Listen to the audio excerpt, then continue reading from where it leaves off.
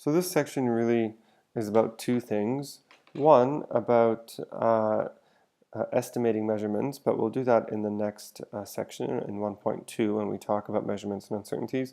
And what we'll do here is we'll just orient ourselves in the kind of sizes and speeds that exist in the universe, distances, etc.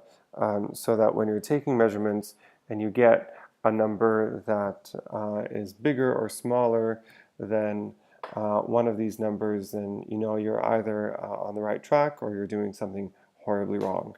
So, for example, let's talk about the speed of light. That's a good example to start with.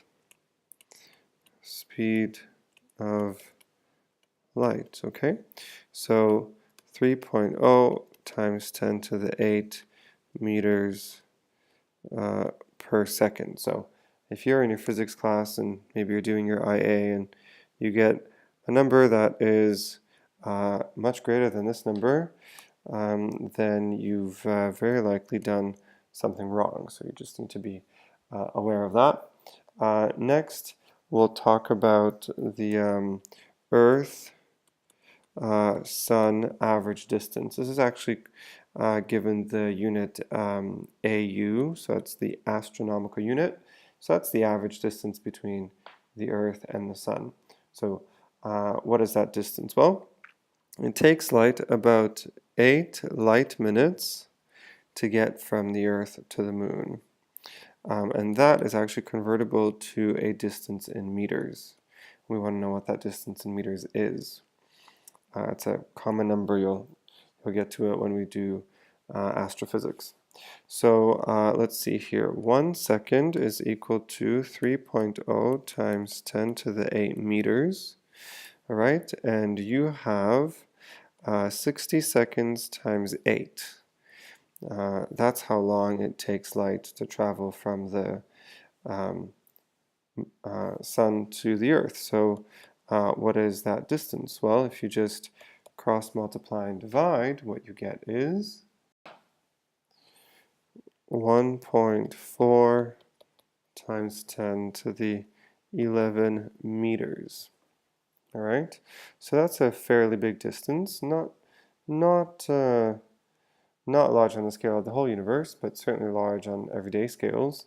If you consider that, for example, the average human height is somewhere between 1 and 2 meters, then that's a very large number.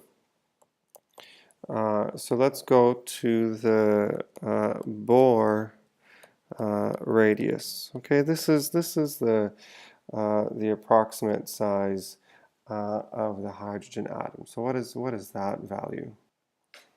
That's about equal to 5.3 times 10 to the negative 11 meters. So we can see that there's 22 orders of magnitude difference there. So that's a very big difference in size.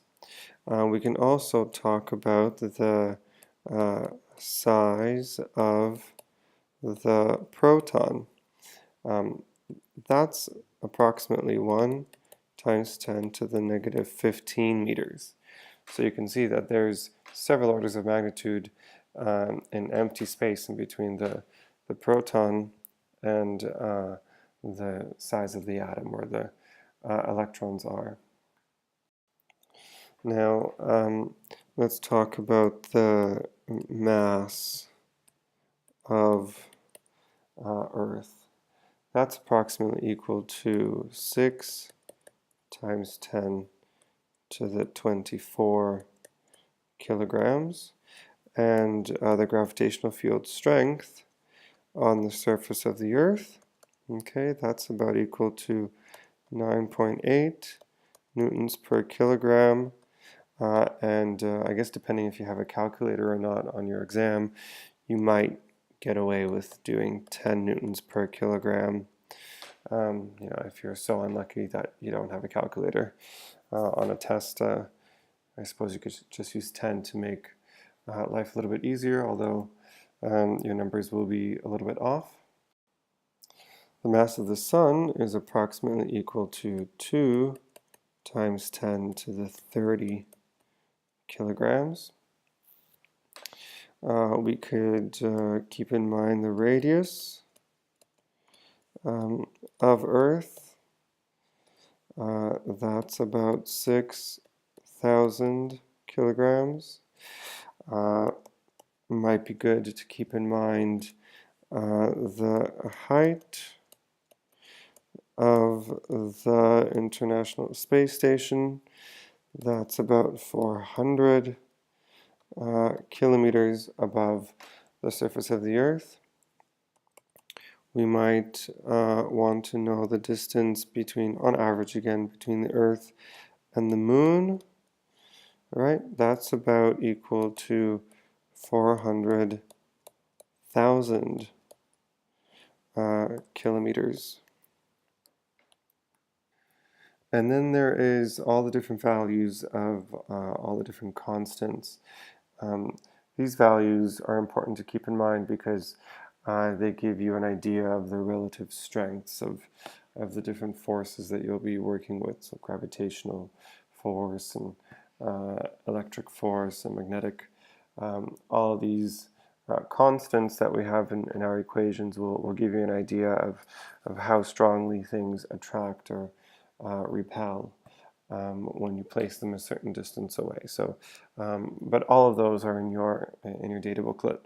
But it is again important to understand what those constants mean and how much of an effect they have on the strength of the force that you're going to be investigating. So these are some numbers that you should keep in mind.